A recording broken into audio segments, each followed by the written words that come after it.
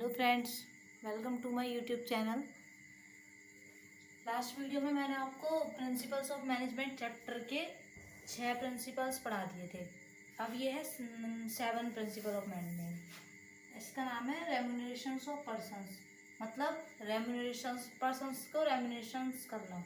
मतलब ये है कि जैसे एग्जाम्पल्स समझते हैं हम, जैसे कि हमें किसी ऑर्गेनाइजेशन में प्रॉफिट हो रहा है तो उसका हम कुछ हिस्सा अपने एम्प्लॉयज़ को और अपने वर्कर्स को बोनस के रूप में दे दें। जैसे कि ऑलमोस्ट सारी कंपनियां दिवाली पर और होली पर या ऐसे कोई फेस्टिवल्स पर अपने वर्कर्स को और एम्प्लॉयज़ को बोनस देती हैं और कुछ गिफ्ट भी दे देती हैं। क्यों देती हैं? क्योंकि जब जब कोई फेस्टिवल आता है तो हमारी किसी ऑर्गेनाइजेशन है किसी भी चीज़ की, जैसे हमारी कोई कपड़े की कंपनी है तो दिवाली पर जो कपड़ा है वो हमारा ज़्यादा बिकेगा, तो इससे हमारा प्रॉफिट जो है वो ज़्यादा होगा। इसलिए वो अपने एम्प्लॉयज़ को कुछ बोनस के रूप में दे देती हैं। तो इसका मतलब भी यही है। जैसे हमारा एग्जाम्पल ले लेते हैं हम। हमें प्रॉफिट हुआ है 3 लाख का, तो उसमें से हमें क्या करना चाहिए? 1 लाख रुपए हमें अपने एम्प्लॉयज़ के नाम कर देने चाहिए, उन्हें बोनस के रूप में बांट देने चाहिए, कुछ गिफ्ट देकर या ऐसे ही कुछ बोनस के रूप में दे देने चाहिए। तो ये हमारा 7 प्रिंसिपल्स ऑफ मैनेजमेंट है जो हेनरी फोर्ड के द्वारा बनाया गया है। उसके बाद हम 8वां पढ़ते हैं। 8वां कौन सा है? नंबर 8। नंबर 8 है सेंट्रलाइजेशन एंड डिसेंट्रलाइजेशन।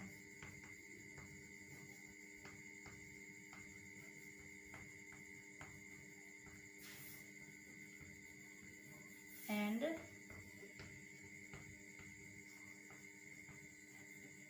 डिसेंट्रलाइजेशन। तो इसका मतलब ये होता है जो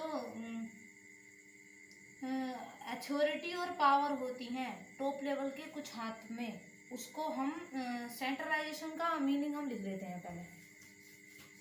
पहले हम लिख लेंगे सेंट्रलाइजेशन का क्या मीनिंग होगा, उसके बाद हम डिसेंट्रलाइजेशन का meaning.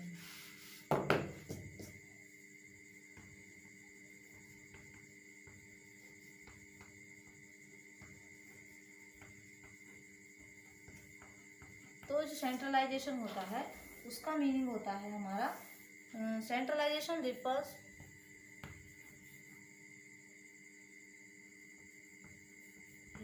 to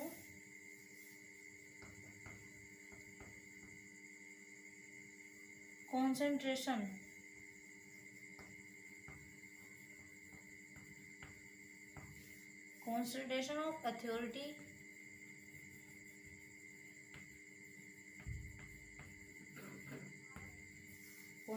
of authority or power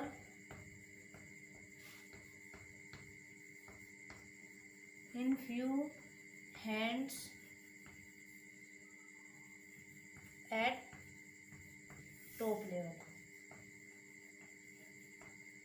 इसका मतलब है, सेंट्रलाइजेशन का मतलब है कॉन्सेंट्रेशन ऑफ अथॉरिटी और power in few hands at top level. Centralisation का मतलब होता है कि जो अथॉरिटी और पावर है टॉप लेवल में उन पर कॉन्सेंट्रेशन करना, ये होता है सेंट्रलाइजेशन का मतलब। जैसे कि टॉप लेवल के हाथ में जो पावर्स होती हैं वो डिसीजन मेकिंग होता है, अपने एम को निर्धारित करना होता है, अपने एम्प्लॉयज़ को कुछ मोटिवेट करना होता है, तो ये उस पर कॉन्सेंट्रेशन करना। उसके बाद हमारा नेक्स्ट रहता है डिसेंट्रलाइजेशन। उसका मीनिंग भी पढ़ेंगे हम क्या होता है। आई होप इसका मीनिंग तो समझ में आ गया होगा आपको। अब हम नेक्स्ट पढ़ते हैं डिसेंट्रलाइजेशन का मीनिंग।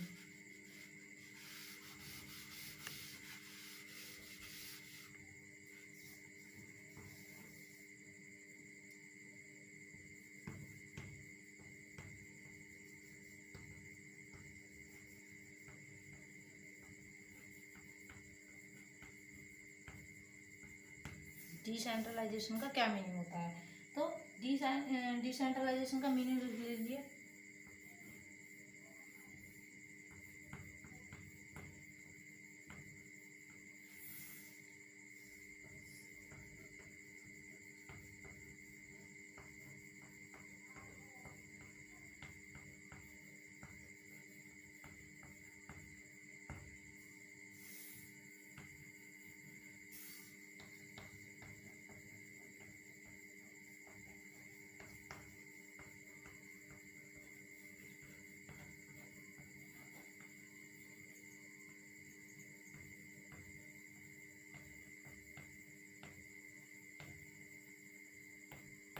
इसका मीनिंग है means evenly distribution of power at every level of management.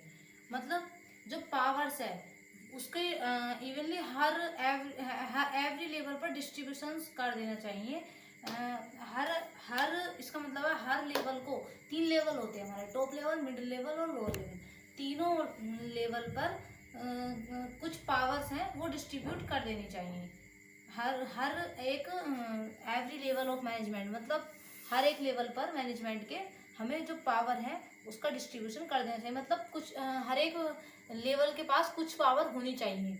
हर एक लेवल के पास कुछ ना कुछ पावर, जैसे एम्प्लॉयज़ के पास वर्कर्स को मोटिवेट करने की पावर है, उनसे वर्क कराने की पावर है, वो एम्प्लॉयज़ हमारे आ जाते हैं लोअर लेवल में। सुपरवाइजर जो होते हैं हमारे वो, तो इसका मतलब यही हो गया। और जो है वो जो हेनरी फॉयल वो कहते हैं हमारे, उनका ये कहना है कि ये जो हमारा सेंट्रलाइजेशन और डिसेंट्रलाइजेशन है,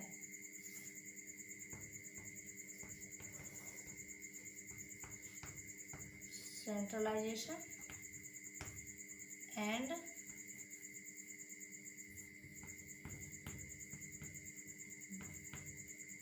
डिसेंट्रलाइजेशन है, तो इन दोनों के बीच में हमारा कॉम्बिनेशन होना चाहिए। इवन हम अगर दोनों को फॉलो नहीं कर रहे हैं तो कोई बात नहीं, फॉलो करना जरूरी नहीं है, पर इन दोनों के बीच में एक कॉम्बिनेशन होना चाहिए। ये हमारा 8वां प्रिंसिपल था मैनेजमेंट का।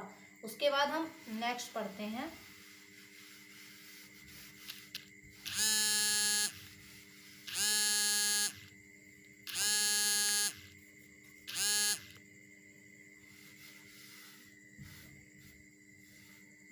हमारा जो नेक्स्ट है वो है हमारा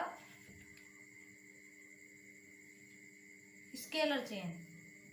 तो ये 9 है number.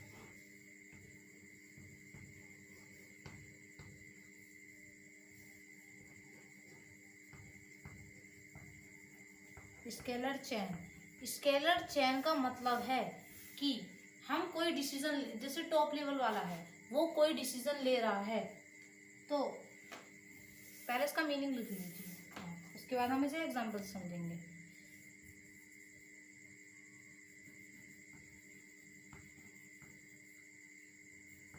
Means line of authority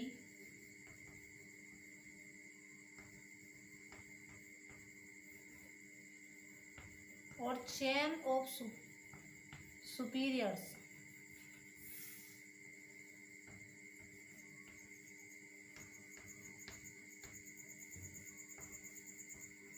from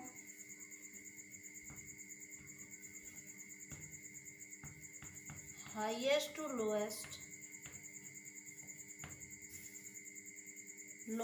rank.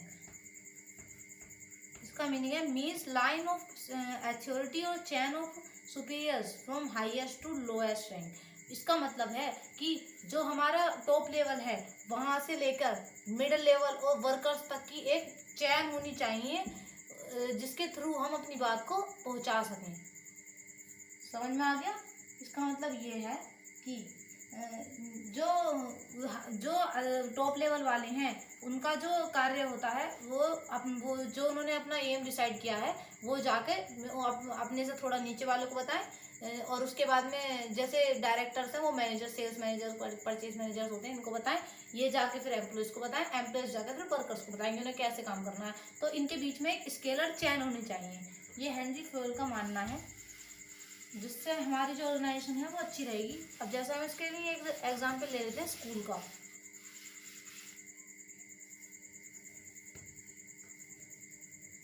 School का एग्जाम्पल ले लिया हमने। स्कूल है तो प्रिंसिपल है, प्रिंसिपल कुछ डिसाइड करते हैं हमारे, तो प्रिंसिपल अगर कुछ डिसाइड करेंगे तो वो बात फिर वो टीचर्स को बताएंगे, अपने टीचर्स जाके बच्चों को बताएंगे। लेकिन अगर हम किसी ऑर्गेनाइजेशन की बात करें तो कई बार ऐसा हो जाता है जो हमारी स्केलर चेन है वो बहुत लंबी हो गई और मतलब जो हमारे डायरेक्टर्स हैं उनको लग रहा है कि इसमें डिले हो सकता है, उनको अपनी बात पहुंचाने के लिए टाइम कम ज़्यादा लग सकता है, जब तक बात पहुंचेगी जब तक बहुत टाइम हो जाएगा। उन्हें अगर ऐसा लग रहा है तो वो अपनी बात टॉप लेवल वाले जो लोग हैं जाके डायरेक्ट वर्कर्स को भी बता सकते हैं, किसके थ्रू, और ये जो डायरेक्ट बताने वाली बात है, इसको हेनरी फ्यूएल ने एक नया नाम दिया था, उसको कहते हैं हम गैंग प्लैंक। गैंग प्लैंक, तो गैंग प्लैंक क्या होता है, इसकी डेफिनेशन भी लिख लीजिए, बहुत बार एग्जाम में आ जाती है ये।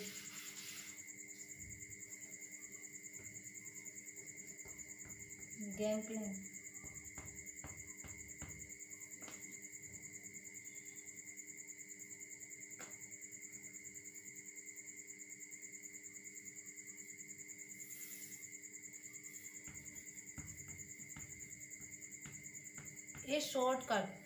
एक शॉर्टकट है इन द चैन में, in the chain which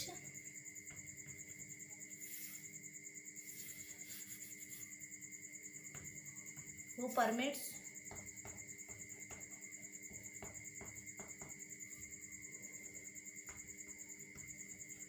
direct communication।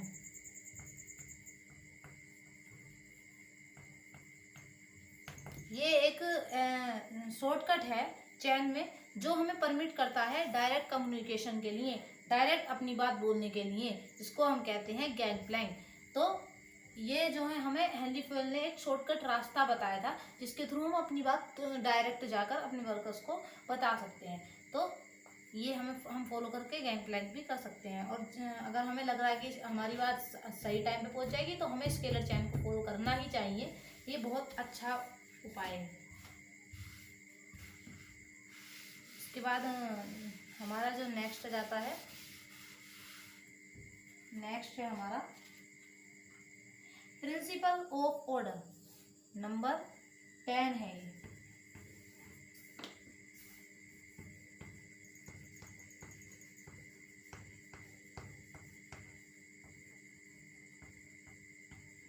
Principle of order, order का सिद्धांत। ऑर्डर का सिद्धांत कैसे, क्रम का सिद्धांत। क्रम का सिद्धांत ऐसे, ये क्रम का जो सिद्धांत है इसको कहते हैं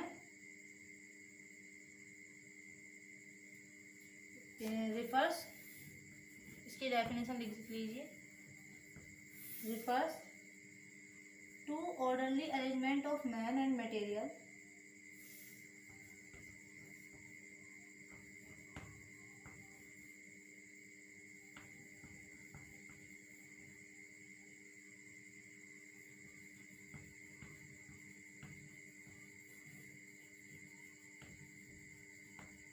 arrangement of man and material।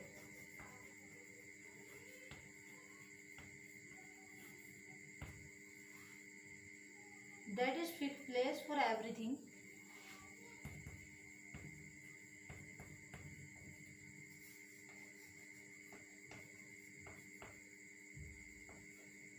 fixed place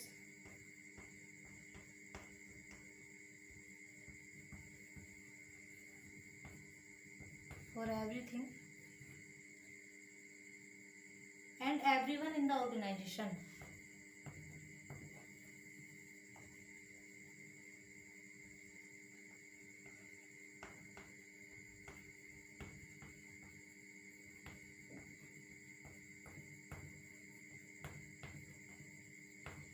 तो इसे पढ़िए, refers to orderly arrangement of man and material that is fixed place for everything and everyone in the organization। इसका मतलब होता ये है कि जो हमारी ऑर्गेनाइजेशन है उसमें हर चीज का, हर व्यक्ति का एक अरेंजमेंट होना चाहिए, एक फिक्स प्लेस होना चाहिए ऑर्गेनाइजेशन के अंदर।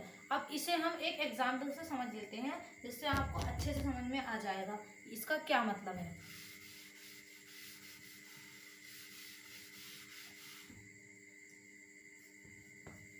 फॉर एग्जाम्पल, अगर हम यहाँ पर भी स्कूल का एग्जाम्पल ले लें, स्कूल का एग्जाम्पल हमने यहाँ पर भी ले लिया, तो स्कूल है, स्कूल में जो है हमारी एक लाइब्रेरी होगी, एक हमारा प्रिंसिपल ऑफिस होगा, प्रिंसिपल चैम्बर होगा,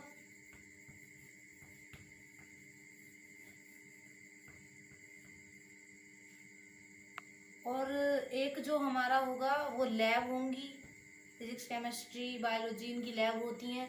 और एक हमारा जो है वो स्टाफ रूम होगा, प्लेग्राउंड होगा, ऐसे बहुत सारी चीज़ें होती हैं स्कूल के अंदर। अब हमने किसी कोई अनजान व्यक्ति भी है या हमारे स्कूल का ही कोई स्टूडेंट है, तो हमने उससे बोल दिया कि जाओ ये कुछ बुक्स हैं इसको जाकर स्टाफ रूम में रखे आओ, तो उन्हें पता है कि स्टाफ रूम कहाँ है। और अगर हमने किसी से बोल दिया, कोई टीचर ने बोल दिया स्टूडेंट से जाओ बुक लेकर आओ, उसे पता है कि ये बुक लाइब्रेरी में ही मिलेगी। बुक कहाँ मिलती है? लाइब्रेरी में। तो ऐसा ही एक फिक्स प्लेस हमारी ऑर्गेनाइजेशन के अंदर होना चाहिए, जिससे हमारे एम्प्लॉयज़ को आसानी हो। कोई नया वर्कर भी आता है हमारी कंपनी में, तो उसको अगर हमने बता दिया कि जाओ मैनेजर से मिल लो जाकर, तो उसे पता होना चाहिए, उसे मतलब हमारी ऑर्गेनाइजेशन में ये होना चाहिए कि मैनेजर का एक अलग से रूम हो, एक अलग से ऑफिस हो, जिससे उसे आसानी रहे जाने में। और ये सिस्टम भी बढ़िया, ये सुनने में देखने में भी बढ़िया लगेगा कि हर चीज़ की एक अलग पार्टिकुलर प्लेस है और हर व्यक्ति एक पार्टिकुलर प्लेस पर बैठा हुआ है। तो ये होना भी ज़रूरी है। प्रिंसिपल ऑफ ऑर्डर, ये हमारा नंबर 10 था। उसके बाद आता है हमारा number 11।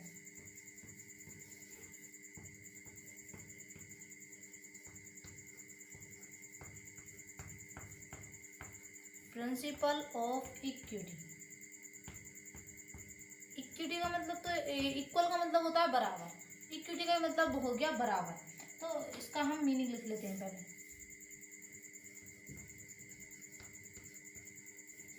Equity refers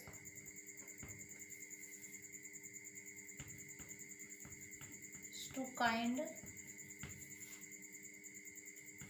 fair and just treatment of employees।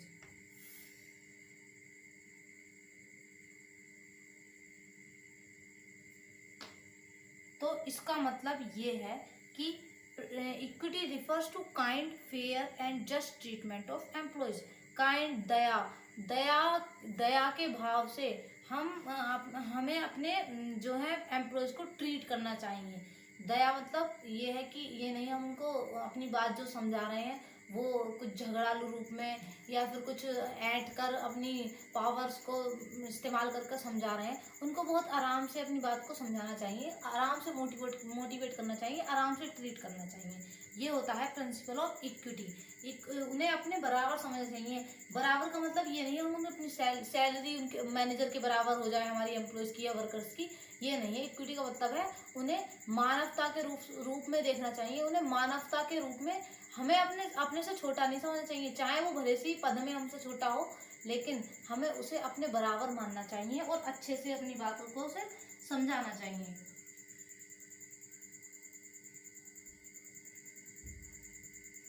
तो ये हमारा हो गया नंबर 11।